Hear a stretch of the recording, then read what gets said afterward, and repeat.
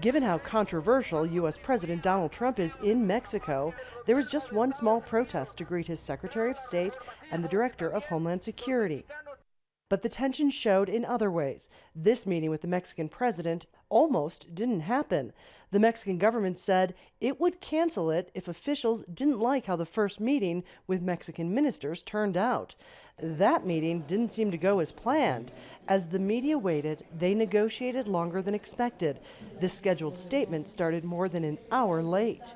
Still, U.S. officials tried to play down the tensions.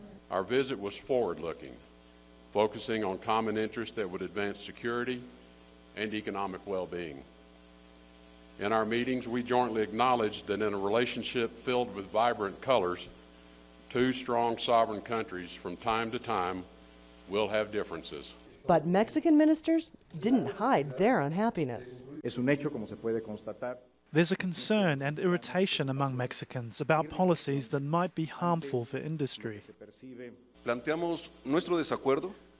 We've already said we do not agree with recent statements that will have effect. We have expressed disagreement on deportation, including those who are from other countries. The security issues go beyond borders. Therefore, we have to reach a consensus.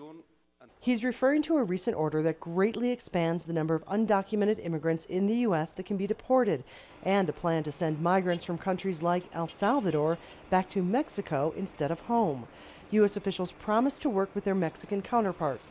That wasn't the big disagreement of the day. That happened between the U.S. president and his own cabinet member.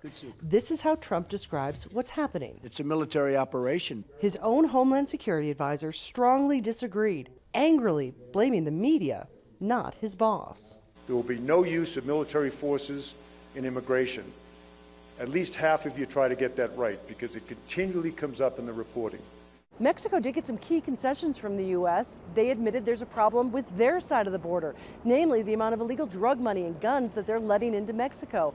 And the U.S. reaffirmed its support for a program that helps Mexico keep migrants out of its southern border. Still, both sides agreed they have a long way to go until this relationship can approach anything remotely close to normal.